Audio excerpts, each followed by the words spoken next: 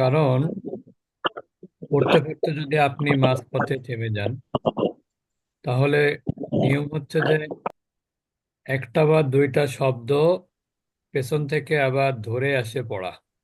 এটাই নিয়ম। তাতে কি হয়, পূর্বের বক্তব্যের যে ধারাবাহিকতা সেটা ঠিক থাকে। আর যদি আপনি যেখানে থেমে যান সেখান থেকে যদি শুরু করেন, তাহলে অনেক সময় বক্তব্যের ধারাবাহিকতা ঠিক থাকে না। এই জন্য নিয়ম হচ্ছে, যখনই আপনি কোথাও নিঃশ্বাস শেষ হয়ে যাওয়ার কারণে বা যে কোনো কারণেই আপনি যদি থেমে যান পড়তে পড়তে, তাহলে যেখানে থামবেন তার পূর্ববর্তী শব্দ বা তার পূর্ববর্তী শব্দ থেকে ধরায়ে বা এর আগের থেকে একটু আবার আহ, পড়ে তারপরে পরবর্তী শব্দটা ধরা উচিত। এটা তো একটা নিয়ম গেল। কিন্তু আমরা বিশেষ বিশেষ শব্দের ক্ষেত্রে আমরা দেখতে পাই যে কোনো শব্দের শুরুতে হামজা থাকে, যে হামজাটা মৌলিক দিক থেকে হামজা, কিন্তু পূর্ববর্তী শব্দের সাথে মিলিয়ে পড়ার কারণে সেই হামজার উপরে কোনো হরকত থাকে না। এই হামজাটা যদি পূর্ববর্তী শব্দের সাথে মিলিয়ে পড়ি, তাহলে কিন্তু হামজাটা পড়া লাগে না। কিন্তু পূর্ববর্তী শব্দের সাথে যদি মিলিয়ে না পড়ি, সেই ক্ষেত্রে কিন্তু হামজাটা পড়তেই হয়। এখন আমি তো দেখতে পাচ্ছি হামজার উপরে কোনো হরকত নাই। এখন এই যে যে হামজা, এই হামজাটাকে বলা হয় কিন্তু হামজাতুল ওয়াসল। হামজাতুল ওয়াসল কাকে বলে? যে হামজাটাকে মিলিয়ে পড়ার সময় পড়া হয় না, কিন্তু আলাদা পড়ার সময় পড়তে হয়। তাহলে হামজাতুল ওয়াসল কাকে বলে? হুম জি, প্রশ্ন করতে পারি যে না। শব্দটা পূর্ববর্তী শব্দ থেকে হামজা যুক্ত শব্দের সাথে মিলিয়ে পড়ার সময় হামজাটা পড়া হয় না, সেটাকে বলে হামজাতুল ওয়াসল। এরকম অনেক আছে হামজাতুল ওয়াসল। তা এই হামজাটা যখন আলাদাভাবে পড়বেন, তখন আপনি কি করে পড়বেন? তাজবিদের পরিভাষায় সেটাকে সংযোগকারী হামজাও বলা হয়। যেমন, 1 নাম্বার নিয়ম, যদি হামজার পূর্বে হামজার পরে যদি লাম সাকিন যুক্ত হয় অথবা তাসদিদ যুক্ত হয়। কি বললাম? যেমন দেখেন, এখানে কিন্তু জি, এই হামজার উপরে কোনো হরকত নেই, আছে? না। এই যে এখানে কি কোনো হরকত আছে? জি না, এখনো নাই। না। এখন আপনি যদি কুল কুল বলে থেমে যান, তাহলে আপনি এইটা কিভাবে পড়বেন? এটা তো আলিফ বা হামজার উপর নিচে কোনো হরকতই দেখা যাচ্ছে না। তা নিয়ম হচ্ছে, এরকম সংযোগকারী বা হামজাতুল ওয়াসলের পরে যদি লাম থাকে, যে লামটা তাসদিদ হতে পারে অথবা সাকিন হতে পারে, উভয় ক্ষেত্রেই ওই আলিফের উপরে একটা জবর দিতে হবে। কি দিতে হবে? একটা জবর। সবাই বুঝেছেন? যেমন, ওয়াকুল আলহামদুলিল্লাহ। অকুল যদি থেমে যান, আলহামদুলিল্লাহ। কিন্তু যদি পড়া মিলিয়ে পড়েন, কুলের সাথে পরবর্তী শব্দের সাথে যদি কুলটা মিলিয়ে পড়েন, তখন কিন্তু ওয়াকুলিল, তখন আর হামজা উচ্চারিত হয় না। তখন কি পড়তে হয়? ওয়াকুলিল জি। হামদুলিল্লাহি। ওয়াকুলিল হামদুলিল্লাহ। প্রথম নিয়ম। প্রথম নিয়মে আরো আছে, এই যে যেটা বললাম, লামের উপরে কি আছে? এখানে তাজদিদ। এখানে লামের উপরে কি? তাজদিদ। যেমন, এই যে যে আল্লাজি শব্দটা, হামজার উপরে কি কোনো হরকত আছে? না। কিন্তু আমি জি না। কিভাবে দিলাম? আলিফের উপরে জবর দিলাম কেন? তার কারণ আলিফের পরে লামে তাজদিদ আছে। বুঝতে পেরেছেন? জি ওস্তাদ। তাহলে আলিফের পরে লাম অক্ষরে তাজদিদ বা সাকিন থাকলে সে আলিফটাকে জবর দিয়ে হামজা পড়তে করে পড়তে হয়। আলিফের উপরে নিচে কোনো হরকত না থাকলে তার পরের অক্ষরের যদি হয় লাম, এই লামের উপরে তাজদিদ অথবা সাকিন হলে ওই আলিফটাকে জবর দিয়ে হামজা করে পড়তে হয়। ক্লিয়ার? ক্লিয়ার। যেমন দেখেন শাহরু রমাদানাল্লাযী, এখন আপনি যদি এখানে পড়েন শাহরু রমাদান, তাহলে পরেরটা কি পড়বেন? আল্লাযী। আল্লাযী কেন পড়বেন? কারণ এই যে হামজার পরে লামে তাসদীদ আছে। তো হামজার পরে লামে তাসদীদ অথবা সাকিন থাকলে ওই হামজাটাকে জবর জবর দিয়ে দিয়ে পড়তে হয়। পড়তে হয়। দ্বিতীয় নিয়ম, খুবই মাথায় রাখতে হবে এই নিয়মটা। দ্বিতীয় নিয়মটা কিন্তু একটু জটিল আছে। আলিফের পরের অক্ষর যদি লাম ব্যতীত অন্য কোনো অক্ষর হয়, আবার লামও হতে পারে, অসম্ভব কিছু না, তাহলে আমরা এটা বলতে পারি যে আলিফের পরের অক্ষরে সাকিন, তার পরের অক্ষর, তার পরের অক্ষরে যদি জবর বা জের হয়। আলিফের পরের অক্ষরে কি সাকিন আছে না, লাম ছাড়া অন্য অক্ষর? হুম, আছে। জি। তার পরের অক্ষর মানে থার্ড লেটার, থার্ড লেটারে যদি জবর বা জের থাকে তাহলে আলিফের নিচে জের দিতে হবে। আর যদি থার্ড লেটারে পেশ থাকে তাহলে আলিফে পেশ ছেড়ে দিতে দিচ্ছি। হবে। তাহলে আমরা নিয়মটা এভাবে বলতে পারি যে লাম, আলিফের পরে লাম ব্যতীত অন্য কোনো অক্ষরের উপরে যদি সাকিন অথবা তাজদিদ থাকে তাহলে থার্ড লেটারে খেয়াল করতে হবে, পরবর্তী থার্ড লেটার, থার্ড লেটারে যদি জবর বা জের থাকে তাহলে আলিফে জের দিতে হবে। আর যদি থার্ড লেটারে পেশ থাকে তাহলে আলিফে পেশ দিতে হবে। যেমন দেখেন এখানে থার্ড লেটার হায়ে জবর, তাহলে এখানে জের। থার্ড লেটার রয়ে জের, তার মানে এখানে জের। এখানে থার্ড লেটার কাপ, কাপে পেশ, তার মানে আলিফে কি হবে? পেশ। পেশ। তাহলে আমরা এভাবেও বলতে পারি যে আলিফের পরে লাম ব্যতীত অন্য কোনো অক্ষরে যদি সাকিন থাকে তখন থার্ড লেটারে পেশ থাকলে শুধু পেশ, বাদ বাকি সবসময় কি জি। জবর, বাদ বাকি সবসময় জবর। জবর। ক্লিয়ার? ওই বাদ বাকি সবসময় জের, বাদ বাকি সবসময় কি জের। ক্লিয়ার এবার সবার কাছে? জি ওস্তাদ। তো জি, এটা একটু বলেন, হ্যাঁ, লাস্টেরটা, লাস্টেরটা একটু বলেন বলতেছে আর একটু। আলিফ বা হামজা হরকত বিহীন, কিন্তু তার পরের অক্ষর হচ্ছে লাম ছাড়া অন্য কোনো অক্ষরে তাজদিদ অথবা সাকিন যদি থাকে তাহলে থার্ড লেটারের হরকত অনুযায়ী আলিফে হরকত দিতে হবে। থার্ড লেটারে যদি পেশ হয় তাহলে পেশ হবে আলিফে, আর বাকি জবর বা জের হলে আলিফের নিচে জের দিতে হবে। এবার বুঝেছেন? জি, হ্যাঁ। জি। জি ওস্তাদ।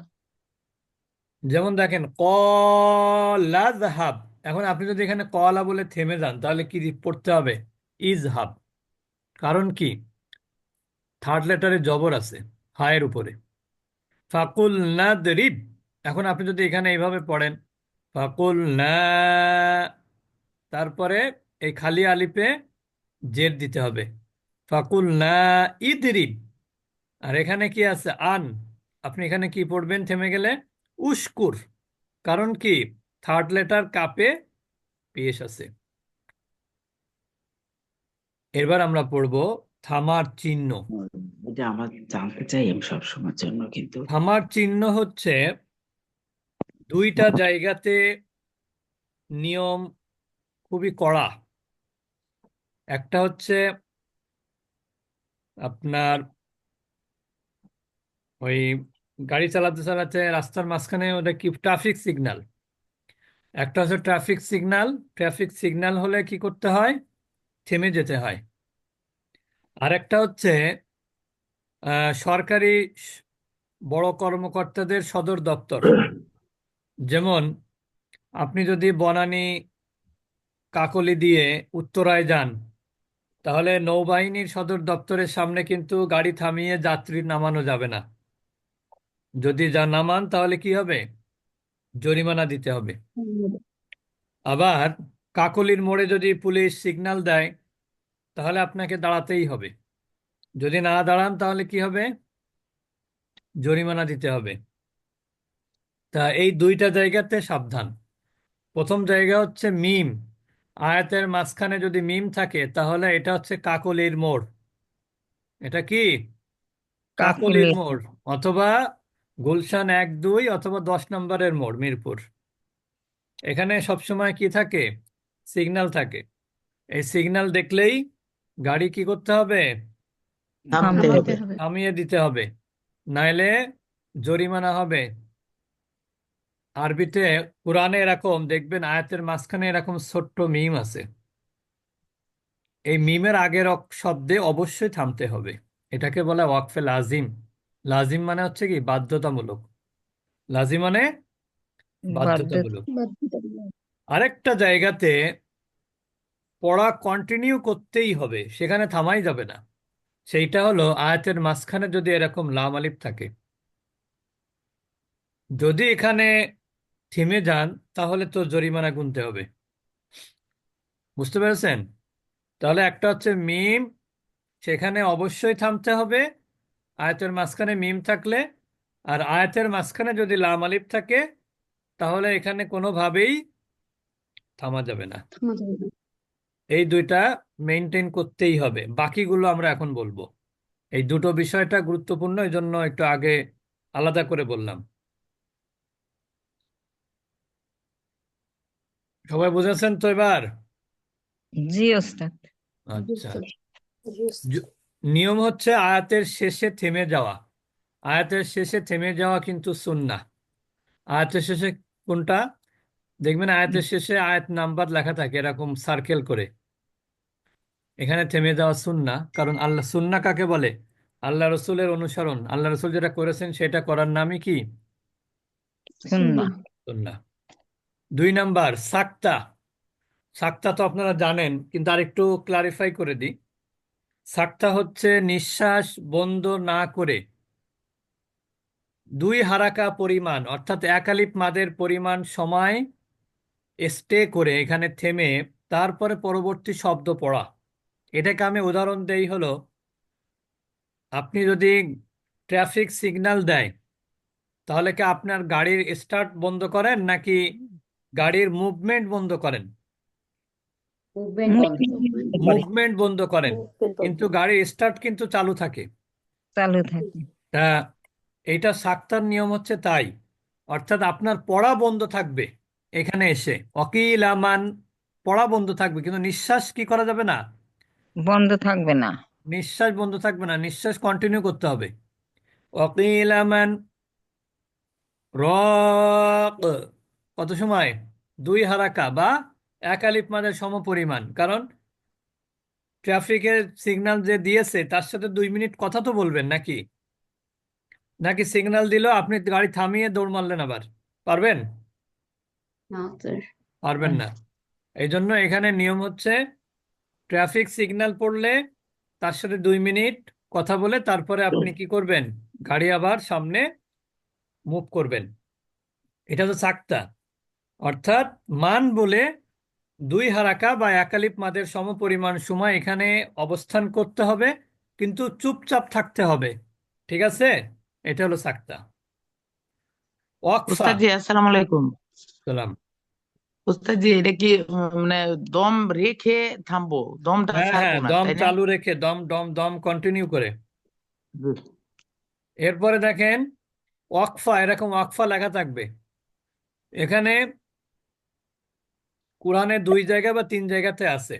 তার মধ্যে একটা হলো সূরা বাকারার শেষ আয়াত, যেমন আমরা আমানার রসুলু, ওই আয়াতের শেষের দিকে রব্বানা ওয়ালা তুহাম্মিলনা মা লা তাকাতা লানা বিহ ওয়াফু আন্না ওয়াগফির লানা ওয়ারহামনা আনতা মাওলানা। এটা অনেকটা সাক্তার মতো। এটা অনেকটা কিসের মতো? সাক্তার মতো। চারটা। এই যে এখানে ওয়াকফা ওয়াকফা লেখা আছে, এই ওয়াকফার জায়গাগুলোতে নিঃশ্বাস চালু রেখে আপনার পড়াটা বন্ধ রাখতে হবে। নিঃশ্বাস চালু রেখে কি করতে হবে? 2 হারাকাত বা 1 আলিফ মাদের সমপরিমাণ সময় পড়া বন্ধ রেখে সামনে পড়া কন্টিনিউ করতে হবে। এটার কারণ হলো এখানে আল্লাহর কাছে অনেক কিছু চাওয়া হচ্ছে। একবার বলা হচ্ছে আল্লাহ তুমি আমি যে গুনাহ করেছি এগুলো তুমি মিটিয়ে দাও। তারপরে বলা হচ্ছে আল্লাহ তুমি আমাদেরকে ক্ষমা করে দাও। তারপরে বলা হচ্ছে তুমি আমাদের উপর রহমত নাজিল করো। এখন আল্লাহর কাছে কি এভাবে এক নিঃশ্বাসে বলবেন? এটা অভদ্রতা না? যে আল্লাহ তুমি আমাকে ক্ষমা করে দাও, তুমি আমার রহমত নাজিল করো, এইভাবে বলবেন? নাকি আল্লাহ বলবেন আল্লাহ তুমি আমাকে ক্ষমা করে দাও, তুমি আমাকে রহমত নাজিল করো আমার উপরে? এটা মানে বলার একটা ভদ্রতা। এই জন্য কোরআনে এখানে ওয়াকফা দেয়া আছে, অর্থাৎ ওয়াফ ওয়ান্না, এটা আল্লাহর কাছে একটা জিনিস চাওয়া হচ্ছে। ওয়াগফির লানা, এটা আরেকটা জিনিস চাওয়া হচ্ছে। ওয়ারহামনা, এটা আরেকটা জিনিস চাওয়া হচ্ছে। বুঝতে পেরেছেন? এখানে মাগফিরাত কামনা করা হচ্ছে, এখানে দয়া রহমত কামনা করা হচ্ছে, এখানে মিটিয়ে দিতে বলা হচ্ছে যা পাপ করেছি। এই জন্য ওস্তাদ জি, নিয়ম হচ্ছে, আসসালামু আলাইকুম। হ্যাঁ, ওস্তাদ জি, এই নিঃশ্বাসটাকে আমি ধরে রাখবো না ছেড়ে দিব? নিঃশ্বাস ধরে রাখতে হবে, নিঃশ্বাস ধরে আহ, রাখতে হবে। যদি নিঃশ্বাস কন্টিনিউ করতে না পারেন সমস্যা নেই, তবে নিয়ম হচ্ছে ধরে রাখা। এটাতে ধরে রেখে থামবো আর কি, একটু থামবো। এমন কোনো সমস্যা নেই। যেটা প্রথম যে দুইটা বললাম ওই দুইটার মতো অত কড়া না, এখানে জরিমানা হবে না। দুইটা তো একই তাইলে না, সাক্তা আর এই যে। হ্যাঁ হ্যাঁ হ্যাঁ। এরপরে দেখেন মোয়ানাকা, মোয়ানাকার আয়াত আছে কয়েক জায়গাতে, সূরা বাকারা শুরুতেও আছে। যেমন এখানে তিনটা ডট থাকবে, তিনটা ডট থাকবে, ত্রিভুজ আকারে তিনটা বিন্দু থাকবে আর কি, যেটাকে ওই বিন্দুর দুই পাশে দুইটা থাকবে। আপনাকে যে কোনো একটাকে কি করতে হবে? পূর্ববর্তী পরবর্তী শব্দের সাথে মিলিয়ে পড়তে হবে, আর একটাকে কি করতে হবে? আলাদা করে পড়তে হবে। যেমন জালিকাল কিতাবু লা রাইবা ফীহ, এরপরে আপনি হুদাল লিল মুত্তাকিন এভাবে পড়বেন। অথবা জালিকাল কিতাবু লা রাইবা ফীহি হুদাল লিল মুত্তাকিন। তবে এই নিয়মগুলো ফলো করাটা 100% জরুরি না, করলে ভালো। তারপরে দেখেন এই তটা আমি মিলিয়ে দেখেছি। এর আগে থামলে অর্থ সুন্দর হয়। এরকম থাকবে দেখবেন আয়াতের মাঝখানে, তখন বিরতি দেওয়া উত্তম, কারণ অর্থটা সুন্দর হয়। আর না বিরতি দিলে অর্থটা একটু এলোমেলো হয়ে যায়। তবে এটা নামাজের ক্ষতি নাই বা অন্য কোনো ক্ষতি নাই, মিলিয়ে পড়লেও কোনো ক্ষতি নাই, থেমে গেলেও অর্থটা সুন্দর হয়। আর এখানে হচ্ছে কিফ, কফ ফা এরকম থাকবে আয়াতের মাঝখানে কোথাও কোথাও, ওখানে আপনি থেমে গেলে ভালো, কিন্তু না থামলে সমস্যা না। আমি এই জন্য প্রথম দুইটা নিয়ম কড়া করে বলে দিয়েছি, একটাকে থামতেই হবে আর একটা থামা যাবে না, ওই দুটোকে ভালোভাবে ফলো করতে হবে। এরপরে জিম সদলাম এগুলো অপশনাল আর কি। এই লাম আলিফ এখানেও অপশনাল, থামতেও পারেন মিলিয়েও পড়তে পারেন। এই লাম আলিফটা কিন্তু আয়াতের মাঝখানে না, কোথায়? আয়াতের শেষাংশের উপরে থাকে, জি। আয়াতের শেষাংশের উপর থাকে। এবার ঝা সদ কফ এগুলো নিয়ে কোনো টেনশন নেই। তো যাই হোক, আমরা মোটামুটি তাজবিদের নিয়মগুলো শেষ করলাম। আগামী সোমবার আমরা রিভিশন শুরু করব, আর তারপরে সপ্তাহে আরেকদিন রিভিশন দিয়ে তারপরে সোমবার ইনশাল্লাহ আমরা নতুন তাজবিদের ক্লাস শুরু করব। আপনারা আপনাদের পরিচিত যারা আছে তাদেরকে দাওয়াত দিবেন। অনেকে খুঁজতেছিল সকালে তাজবিদের ক্লাস, কিন্তু যখন আবার ক্লাস শুরু করি তখন তাদের আর খোঁজ পাওয়া যায় না। তো এই জন্য আপনাদেরকে বলে রাখলাম, আগামী সোমবার মানে এই আগামী সোমবারের পরের সোমবার আমাদের তাজবিদের নতুন একটা ক্লাস শুরু করব, এই সন্ধ্যা ভোর 6:30 ইনশাল্লাহ।